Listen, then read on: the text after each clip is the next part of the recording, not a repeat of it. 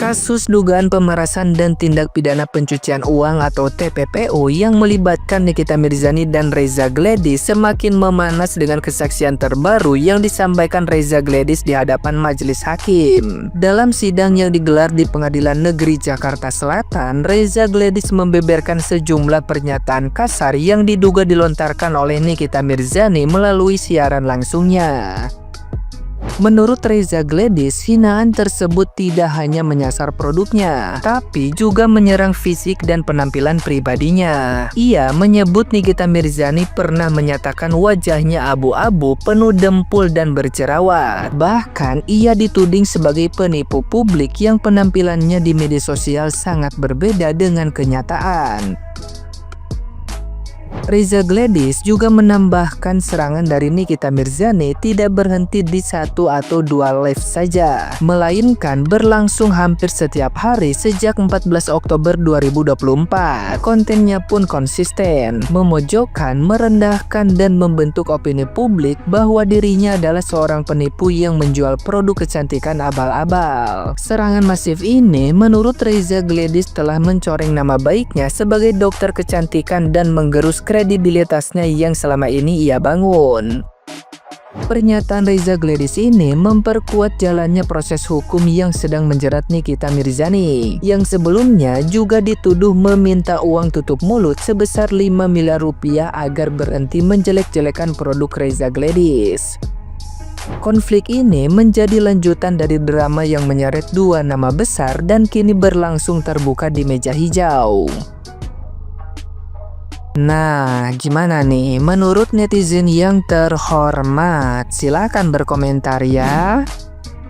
Marah dibilang abu-abu tapi pakai celana abu-abu, bajunya putih abu-abu, dan ini lagunya. Ternyata abu-abu, kau suka tipu-tipu, kau bilang ini itu, tapi semuanya palsu.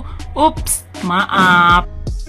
Berita kocak lagi nih. Anjing apaan lagi ini? Katanya ini kasus pemerasan, babi. Kenapa jadi ngebahas masalah warna kulit, anjing? Kata Reza Gledis, Nikmir ngatain wajah saya abu-abu, dempul dan beruntusan. Woi, ini kasus utamanya apa, anjing? Katanya kasus pemerasan, terus apa namanya? Kasus TPPU gitu kan. Kenapa jadi kasus pemerasan malah jadi kasus body shaming, anjing? Ini Indonesia pada kenapa sih? Kemarin kasus itu, sekarang kasus masalah warna kulit, babi. Itu kasus yang skandal mbak-mbak hamil sama mas-mas stres juga belum beres. Sekarang ini nih, dua wanita hebat nih lagi tempur. Allahu Akbar, Indonesia. Ya Allah, ini sumpah, kenapa sih pada kocak-kocak banget?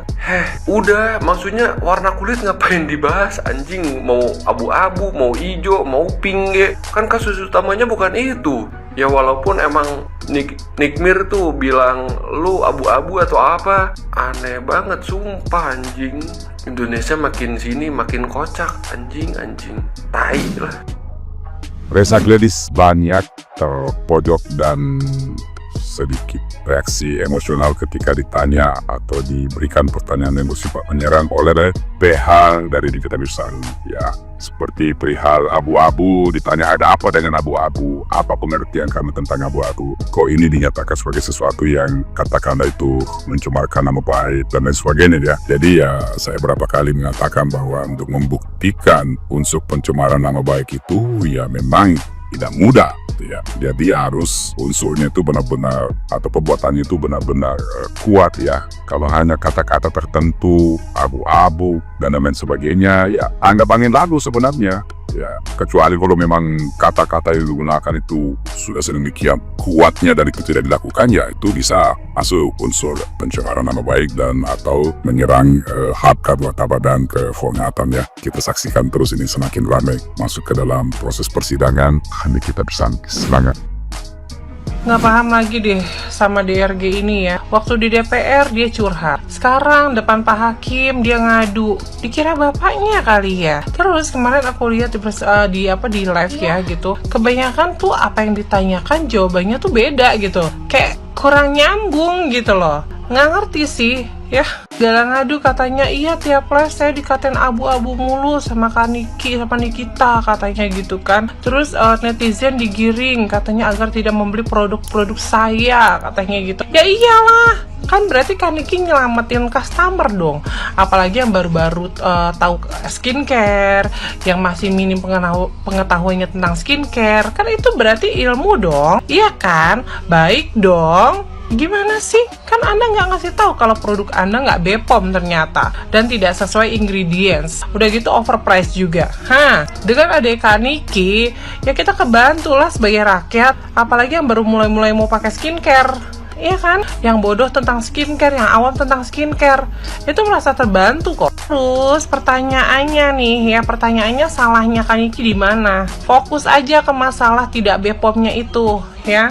Terus fokus juga ke peras-perasan baju itu tuh, air perasan baju. Fokus aja di situ. Kenapa Anda bisa ngasih uang ke Nikita Mirzani sebesar 4M katanya? Kenapa? Coba.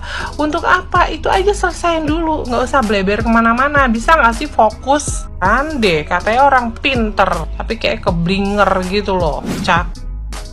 Aku tuh mulai kemarin mengikuti sesekali lah ya, tak ikuti sidangnya Nikita Mirzani sama Dr. Reza Gladys, karena ada sidangnya itu seharian ya sampai malam gitu. Di sini aku tuh isah menyimpulkan ternyata kata kuncinya itu alasan melaporkan Nikita Mirzani itu karena mengata-ngatai Dr. Reza Gladys itu abu-abu, begeng, beruntusan, unsur pemerasan yang tidak ada. Karena di dalam itu terjadi kesepakatan, negosiasi, kesepakatan bahkan yang intens, menghubungi, mengatur dan lain sebagainya itu dari pihak pelapor. Nah, sekarang kok gak mikir di BAP-nya itu lebih ditekankan kepada kata-kata yang sifatnya kepersonal ya, begeng, abu-abu, dan itu mengganggu kredibilitas dia sebagai seorang dokter.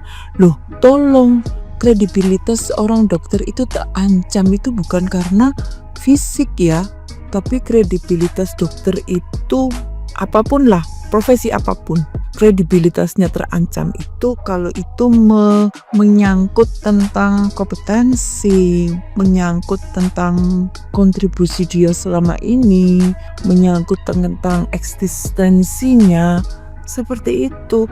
Tapi kalau karena dikata-katain begeng, abu-abu dan lain sebagainya, beruntusan lah, itu nggak ada hubungannya dengan kredibilitas dia seorang dokter begitu. Terus satu lagi, aku juga mikir ya, mbok tolong ya, paling nggak ada simulasi lah. Jadi BAP gitu ya, kan dia nih ngulur-ngulur waktu, tidak pernah hadir ketika dijadikan saksi dan baru kemarin itu udah hadir. Tak pikir belajar ya, melakukan simulasi. Ini BAP-nya. Kemudian kalau nanti ada pertanyaan ini, maka jawabnya ini, agar jawaban itu sesuai dengan BAP. Nah sekarang kan lucu, DE melaporkan tetapi ketika ditanya jawabannya nggak sesuai dengan apa yang dilaporkan. Semoga ada keadilan buat Nikita Mirzani. Kalau aku sih memang berempati ya, karena gimana pun juga dia adalah seorang ibu. Menurutku dia luar biasa dan hebat, pinter, wawasan tentang hukumnya juga keren. Nikita Mirzani itu mungkin karena banyak sekali persoalan hukum yang dia alami, maka dia menjadi paham banget tentang hukum. Ya apa Mbak Nikita kalau semisal kuliah aja di Fakultas Hukum, kemudian jadi pengacara gitu, insya Allah semoga menjadi seseorang yang mampu membela kebenaran ya. Amin, Allahumma amin. Ikut-ikutan bahas yang lagi